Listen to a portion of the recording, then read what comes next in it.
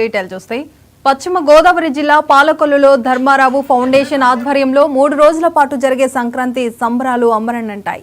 ఇక మంత్రి నిమ్మల రామానాయుడు నిర్వహించిన ఈ సంక్రాంతి సంబరాలు MLA cup south state level వాలీవుడ్ పోటీలో మహిళలకు ముగ్గులు పోటీలు నిర్వహించారు. మన సంస్కృతి సంప్రదాయం ప్రతిబింబించేలా పల్లెదనం ఉట్టిపడేలా సంక్రాంతి వేడుకలు ఘనంగా జరుగుతున్నాయి.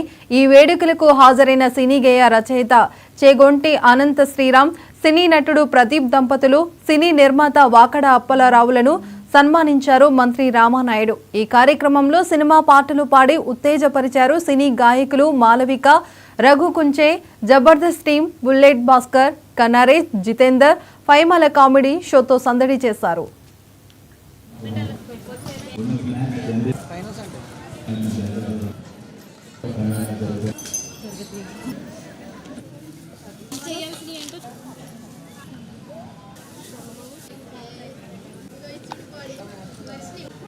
పండగ ఎలా చేసుకోవాలో తెలిసిన పాలకొల్లు ప్రజలకి 10,000 నమస్కారాలు. అందరూ రామానాయుడు గారు అనగానే బుడమేరు గండికి తన గుండెని ఎదురుగా నిలబెట్టి నువ్వనైనా తేల్చుకుందామని సవాల్ చేసిన ఒక వీర నాయకుడిని గుర్తు తెచ్చుకుంటారు. రామానాయుడు అనగానే 93% రిజర్వాయర్లని నింపగలిగిన ఒక పనిమంతుడైన నాయకుడిని గుర్తు తెచ్చుకుంటారు. రామానాయుడు అనగానే 24 గంటల్లో 48 గంటలు పనిచేసే ఒక కష్టపడే తత్వాన్ని గుర్తు తెచ్చుకుంటారు. కానీ మనం రామానాయుడు అనగానే గుర్తు తెచ్చుకోవాల్సింది ఒకే ఒక్కటండి. 2014లో మొట్టమొదటిసారి ఆయన పోటీ చేసినప్పుడు ఆయన మెజారిటీ దాదాపు 7,000. 2024లో మూడోసారి ఆయన పోటీ చేసినప్పుడు ఆయన మెజారిటీ దాదాపు 70,000. దీని అర్థం ఏంటి? 10 సంవత్సరాల్లో ఆయన శత్రువుల సంఖ్యని 10 రెట్లు తగ్గించుకున్న అజాత శత్రువు నిమ్మల రామానాయుడు గారు. రాజకీయాలకి కొత్త వరవడి నేర్పారు. కష్టపడటం మాత్రమే నాయకుడికి తెలియాలి, అంతకు మించి ఒకళ్ళతో ఛాలెంజ్ చేయడం, ఒకళ్ళతో శత్రుత్వం పెట్టుకోవడం, మనల్ని ఎన్నికల ముందు తిట్టినోడిని ఎన్నికలైన తర్వాత కొట్టడం, ఎన్నికల ముందు మనకి నష్టం కలిగించిన వాడికి ఎన్నికలైన తర్వాత జైల్లో పెట్టడం, ఇది కాదు.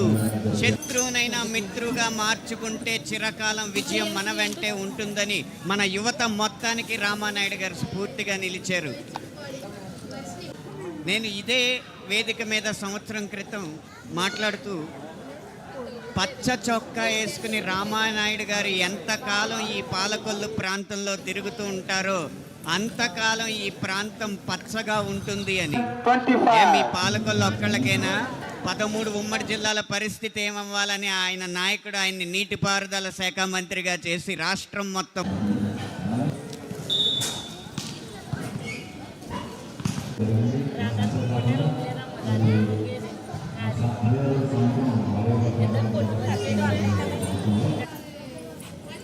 పదకొండు సంవత్సరాల నుండి నిండింది.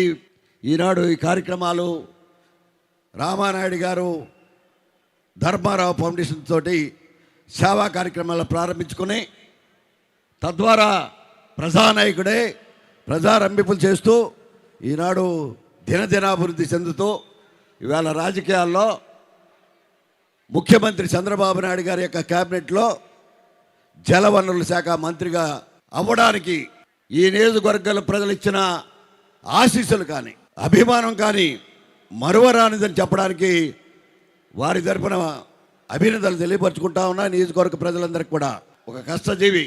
కొన్ని కార్యక్రమాలు రామానాయుడు గారి లాగా నేను చేయలే, ఎవరూ చేయలేరు. కారణం ఏంటంటే ఇదిగో కండవాలు కూడా ఆయనే వేసాడు ఇక్కడ అందరికీ.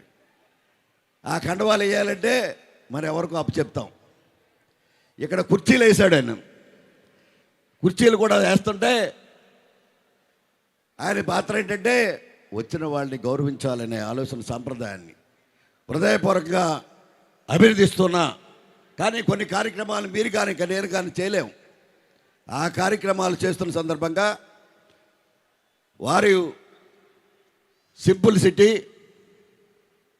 తద్వారానే ఈ రాష్ట్ర ప్రజల యొక్క అభిమానం, ఈ నియోజకవర్గ ప్రజల అభిమానాన్ని కొనసాగారు. 11 సంవత్సరాల నుండి